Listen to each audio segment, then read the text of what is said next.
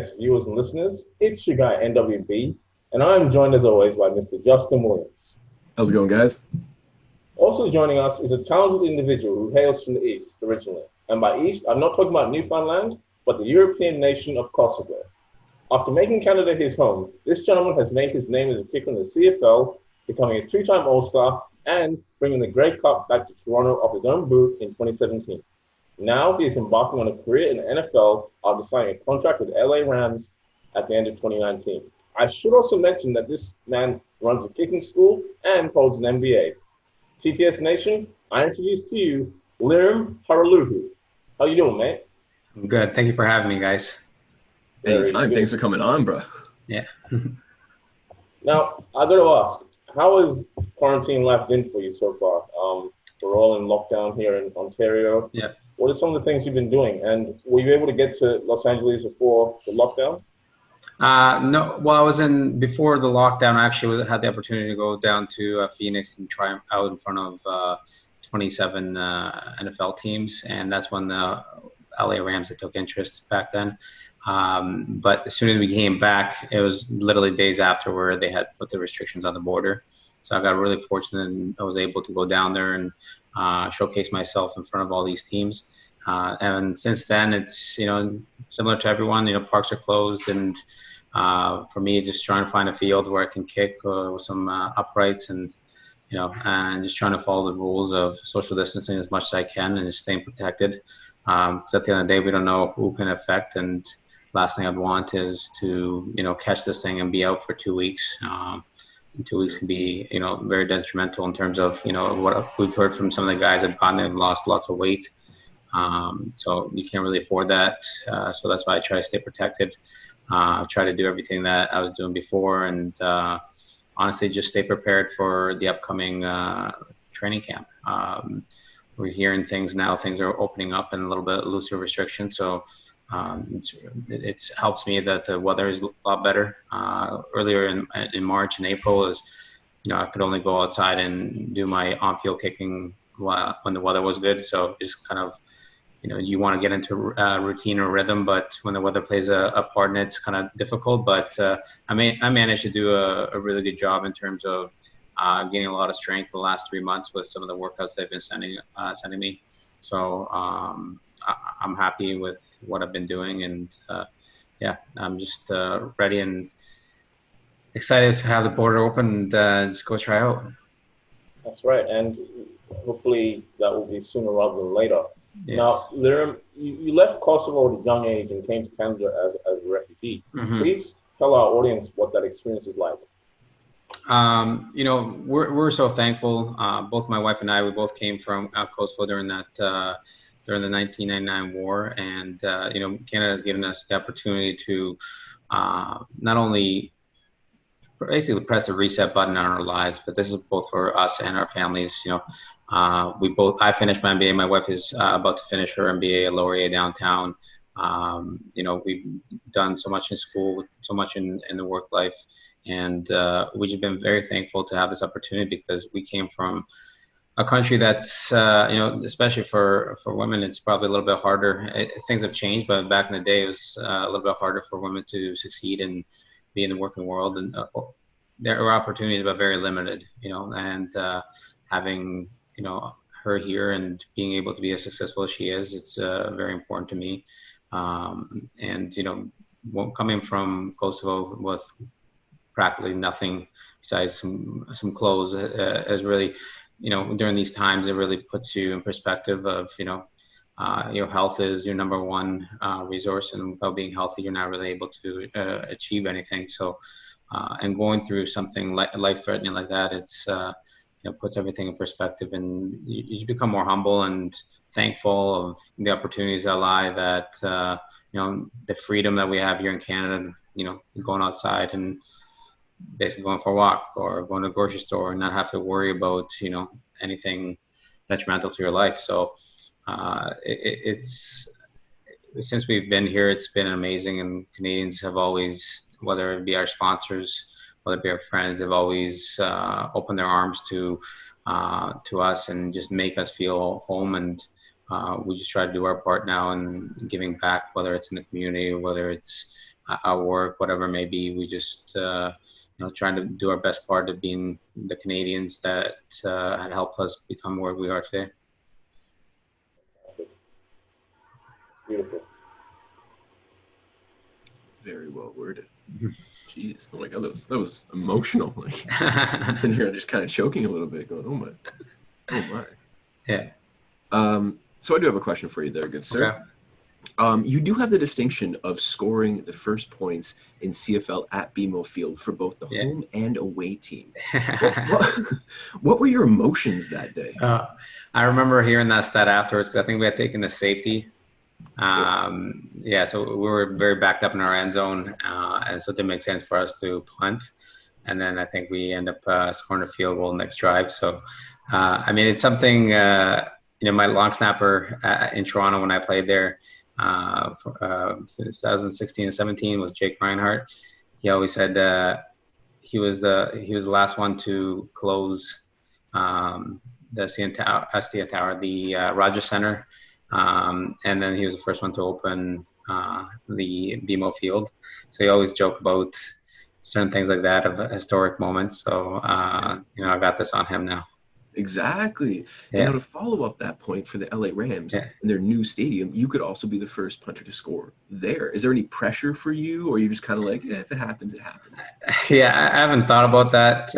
But, if it's very likely to happen. I'm not too concerning. Like my job is, and my mindset and everything that I do on the field is, going one for one, whether it's a point after, whether it's a field goal, whatever it may be. I'm just trying to do that particular job at that particular time the best I can.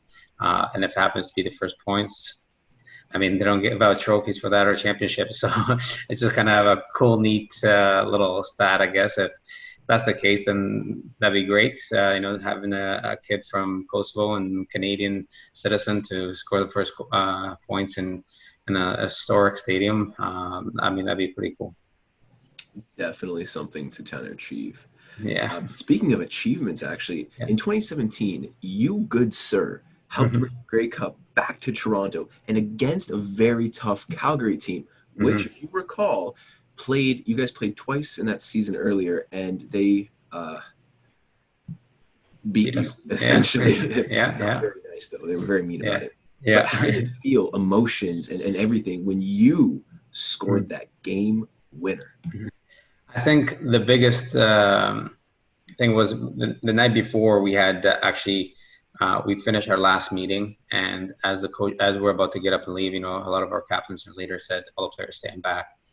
And we just knew what was at stake. We had a lot of veterans. We had a lot of guys with experience. And there was a lot of guys that hadn't won. And it was just a matter of, we had talked about it. We were there for 50 minutes just for us and just the players. The coaches had left, the management had left. And we just gathered together as brothers and, just kind of put everything on the table of our emotions, what we're expecting. And we knew the next day, no matter what, we weren't going to give up until the final whistle. And the amount of events that happened, I think it was ranked the number one Grey Cup of all time, which the way it ended in the last, 3-4 minutes with Cleon Lang coming across and getting that ball out of the right receiver, and then taking that house for a touchdown. And then they punted, and then we end up scoring again to tie the game. And then they punted again, and we went down. We scored the field goal. So we had 3 scores in a matter of 3 minutes. It just shows how exciting the CFL can be. And just those emotions of, my biggest thing was, I'd hit game winners before, especially in championship games in university.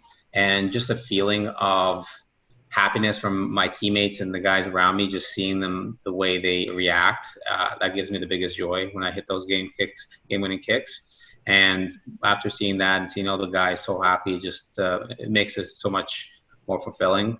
But we still knew there was about 48 seconds left in the game, so we knew that they would come down and try and score. And after Matt Black intercepted that ball at the end, it was just the way I described the feeling after we had won is, because in the off season, we have long off season, 6 6 months, and the amount of times I kick, the amount of times I train, and all these years of training, and you have goals every year of winning and being etched in history.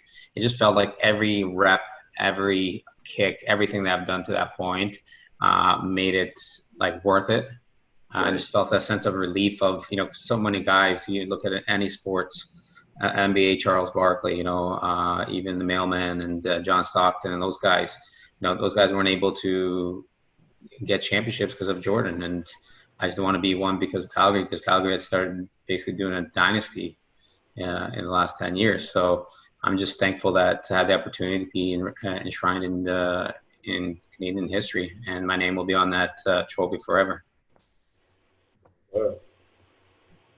Yes, sir. Mm-hmm.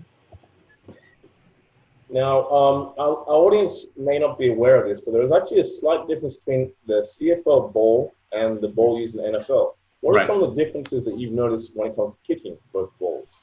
I find that, so the only difference is the leather is a little bit different in the NFL, which I prefer. And the thing is the circumference of the ball. So the difference between the two is the NFL has a much more narrow error. So let's say the ball is circumference is 25 centimeters. So they have a 0.03. So it can't be no more than 25.4, right, or 24.6. Where the CFL has a 0.07 error, so the ball tends to be bigger or have more error in the ball. So the consistency of the NFL ball is a little bit better.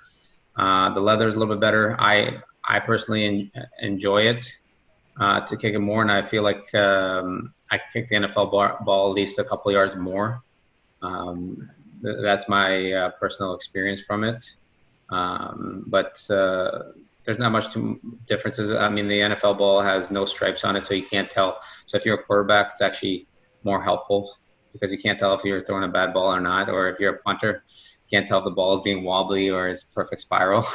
Where the CFL has the 2 rings, so you can tell the rotations on the ball.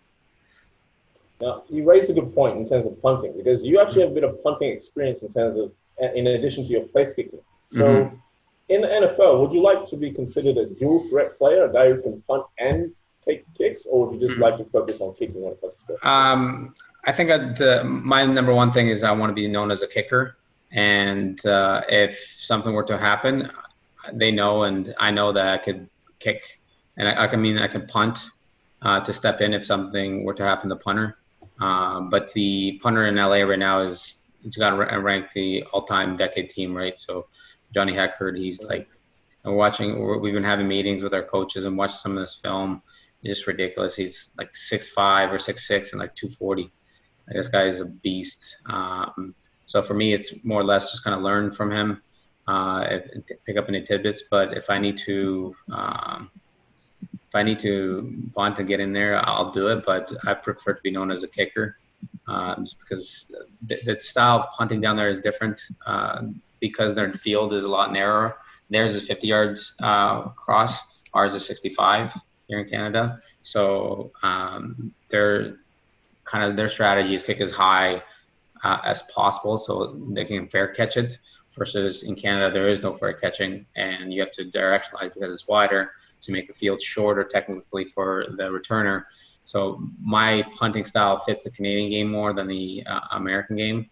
So for me, I'd like to be known as a field goal kicker just because that hasn't changed much. And it's actually the hashes are not as wide in the NFL. They're actually like where the uprights are, where the CFL, they're 22.5 yards wide. So it's a lot more than almost double the width. So I think it makes it a little bit easier. More kicks are more straight on and less chances of playing the crosswind. So I think that'll be my strength. That's fine. And I believe Mr. Hecker has thrown for a touchdown in the NFL, if I'm not mistaken. Oh, yeah. We watched some of his films from the year before because he used to be a quarterback in high school. So, and they play off that. And he's a tall dude. So, like, he can see over the line and he's got an arm. So, he's very talented and very nice guy. And, when you watch these guys on Sundays and you expect them to have a little bit of an ego, but, he's so down to earth and so funny. So, I've been really enjoying my time so far in these team meetings. Lirim, can you expand a little more on your kicking camps there? I'm interested. How does this? Yeah. Well, the way it started is there's a guy named by Ken Urquhart. We call him Coach Kick. He started this. He was one of the first ones. He's one of the pioneers in Canada in '87. He's everyone in the university, like he coached at Western for decades. Laurier, same thing. He's helped a lot of, like, he was the only avenue of getting coaching here in Canada. And he's very technical in terms of what he wants and what he sees, and it works. And I've been working with him since probably, I think it was, end of grade 12. Okay. So I worked with him for a long time, and during university, he's always wanted to create camps and have an avenue for kids, because you can go down, if you go down the States for a camp for a whole weekend, it's like Saturday, Sunday, you're paying $600 US. Plus you got to fly there, plus you got to drive there, or hotels, eating, whatever. It's become really expensive. And there's no outlets for Canadian kids. And so now we've, once I graduated, I actually I have another master's at Westerns in sports management. And one of the classes we had taken, we had to develop, help a business, basically go online and fix a website and all these things, just to, whatever it is, you have to find a business, and whatever you can help them with, you have to do it.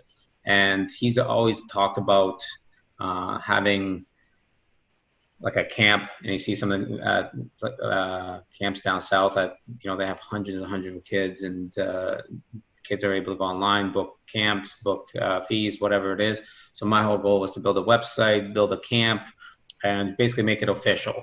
And ever since that 2012 year, it's been kind of taken by storm, and just giving a lot of these kids avenue to get coaching. So I help him out here I'll go to Hamilton, because he's been working at DeFasco, which is a steel company, for 42 years. So we'll usually hold weekly camps there, where kids can come and get training for 2 to 3 hours a day. And then we've had a lot of success in the past years. I think, and then there's another gentleman, Daryl Wheeler, who was before me at Western. So I learned from him as well. So it's the three of us. So it's Daryl Wheeler, Coach Kick, and myself. So Daryl is in London still, so he takes care of kind of the Southern Ontario. And then we kind of handle here the GTA to Hamilton. And then we'll get together to host camps every quarter, basically, just to kind of get the guys to compete. But it's a lot of these kids that have come up. In university, I'd broken the record for the most points in CIS history. And soon after, one of the guys that we coached just beat it. And that record, when I did it, wasn't broken since 1990, and it took him like 5 years to break mine. So, so it just shows that the coaching is working, and we've had over 45, 50 All-Stars in the last 2 years or 20 years, and it just shows that he knows what he's talking about, and I'm just trying to help him kind of give back for all the help that he's given me. So we'll usually train together, and then we'll host a camp afterwards. But it's been good so far, and gives, and it's nowhere near what it costs the States, and kids can drive from here, and they don't have to fly down there for a weekend camp, and basically learn a couple of things and get a couple of videos where we do video analysis, we do technique analysis every time, and we give something more than we feel we give more than some of the camps that they do down south. So, right. Yeah.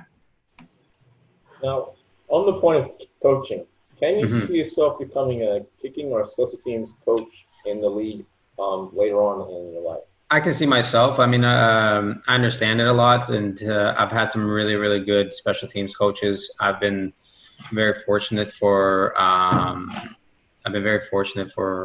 having these kind of opportunities, and I've just learned a lot from them. I mean, I played 6 years, and pretty sure I had 5 different special teams coaches, and all of them have some really good experience. And I've just learned a lot of the stuff from there. And the special teams we had, special team coach we had last year in Hamilton, his dad was one of the pioneers of special teams, and so that's why I was able to learn some of the lingo, and the lingo that is being used now with the new LA Rams special teams coach is a coach from his coaching tree. So all the things that he keeps saying on there in terms of communication and lingo, I understand it completely, which helps. So I can see myself down the road, just because I've been around it for so long.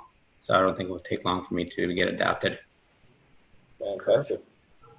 And just on the point of the Rams, LA Rams and Coach McVay in particular, they're known for the attractive style of offense. It's considered the hardest thing in the league in the last couple of years.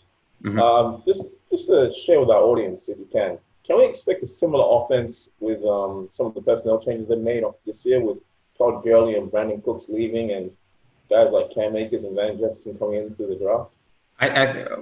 If for the coaches, I find like the system he has put in place, he'll find players that will fit that system. So a lot of these great coaches, whether the best player is leaving, they'll find someone that fits that profile of that player or that makeup of that player, and they'll expect him to be that guy.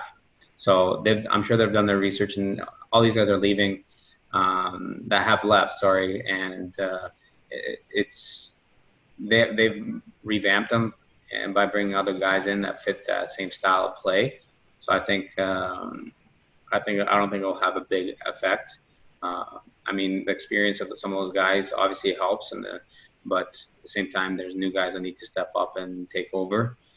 But I think the biggest thing is those systems of these coaches. Look at guys in Calgary, right? With Huffnagel, those guys with Bo Levi Mitchell had receivers out every year. But they find guys that are similar, fit the system. There, same as in 2017 when we went with Trestman. First year, come in. This is my system. This is the type of players I need. Bang, bang, we win. So I think more or less it's just finding the right guys that fit his system, and whether it's Cooks or whether it's Gurley, just trying to find those type of guys, similar type of guys to fit those roles. On the topic of Trestman, I'm so curious, and I've always wanted to know what this is like. At halftime during the CFL Grey Cup, what did he say to you guys?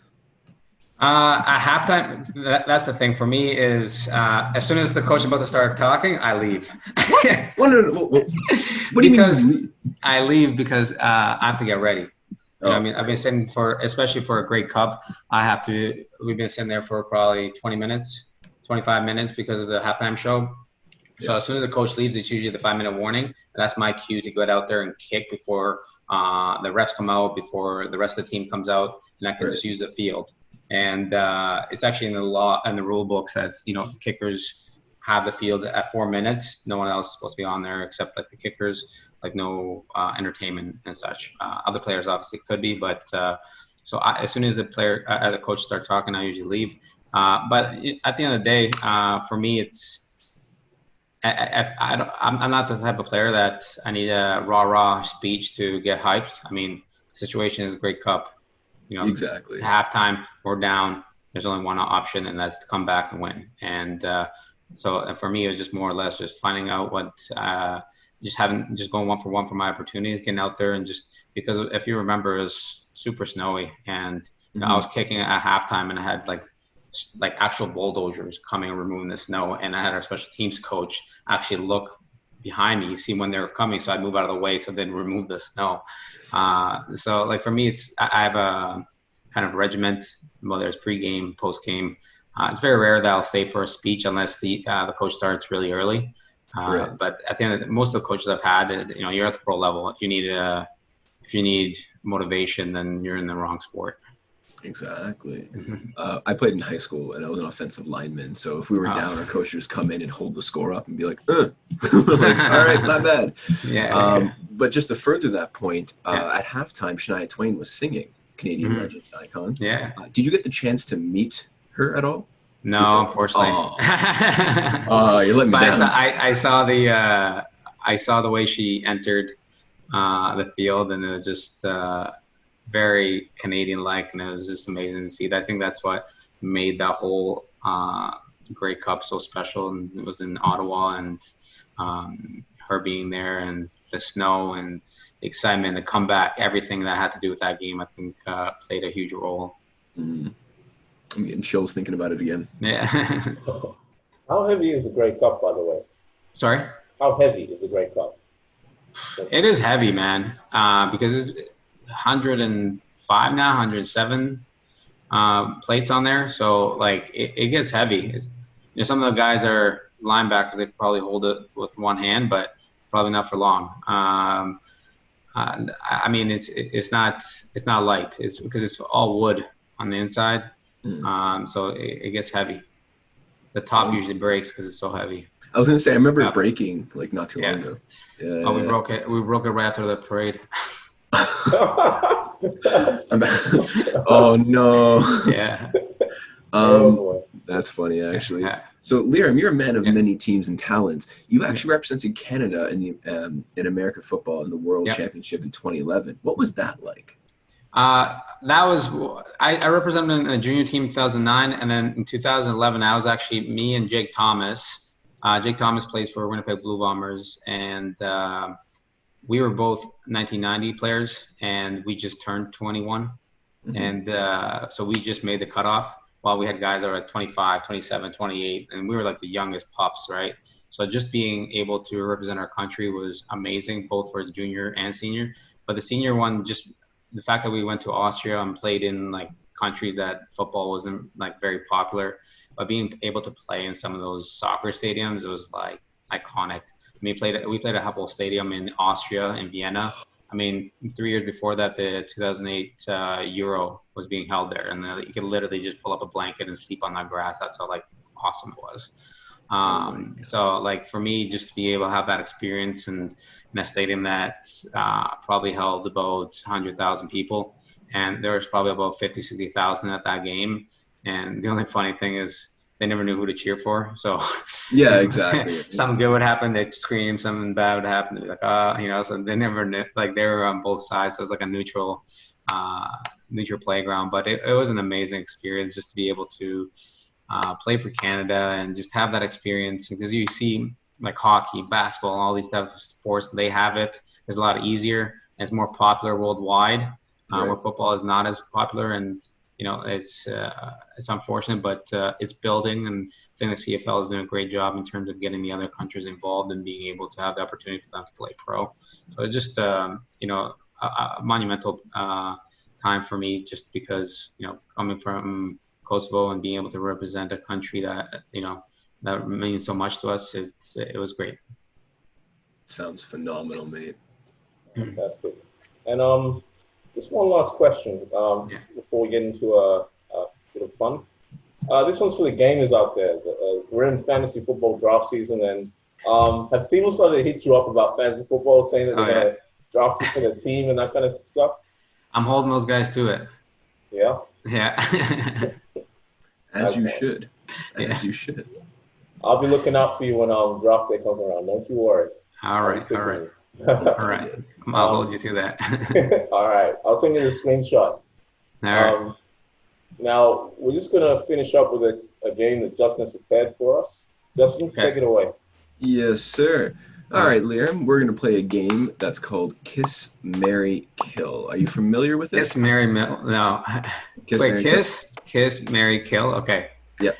I'll give you a quick little rundown here. Okay. I'll give you 3 names. Okay. And you would decide who you'd kiss, who you'd marry, and who you'd kill. Okay. Okay. It's very popular amongst like. Okay. All right. Cartoon characters. Okay. Jessica Rabbit, Marge Simpson, or Lana Kane.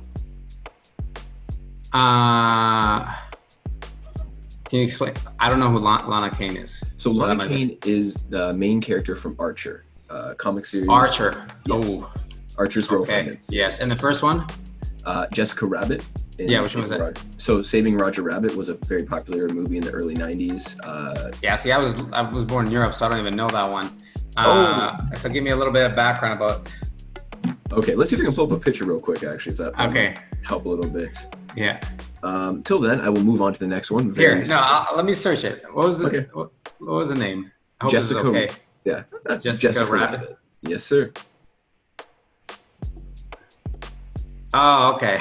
yeah. See, you probably see it. Is she evil? Ah. Yeah, I've seen it, but is she evil? No, she's actually like a good character. Oh gosh, this is tough. Well, I think I'd marry Marge Simpson.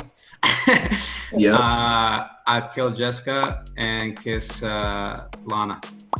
Ah, very good choices, sir. Okay, now what about Beyonce, Taylor Swift, Ariana Grande? Ooh, Beyonce, marry. And Taylor Swift, kiss. Ariana Grande, kill. Oh. Thank you. Next. All right, this next one. Canadian athletes. Okay. This one. Felicia George, track and field runner. Yeah. Bianca Andreescu, tennis player. And Melissa Jimena Paredes, beach volleyball player. Okay. So Francesca, the Italian, definitely marry because she'd be a good cook. And then what was the last one? Melissa Jimena. Yeah. What is she? She's track? No, she's beach volleyball. Beach volleyball? Yeah. Felicia was track. Felicia was track. I'd kiss Felicia and kill the last one. Oh my god. Yeah.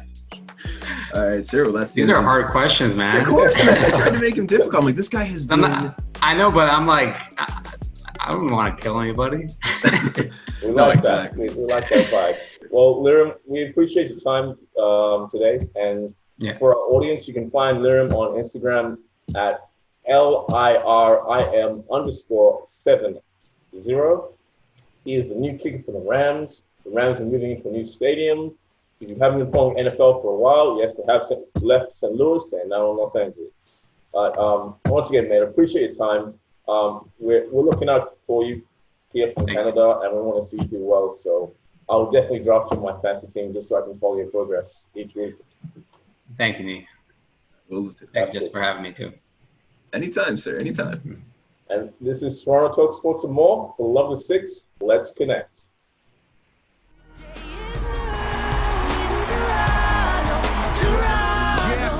Thank you for watching. Please click the like button and leave us a comment with your feedback. And don't forget to subscribe with notifications to see more engaging and interactive content. Toronto Talk Sports and more. For the love of the six, let's connect.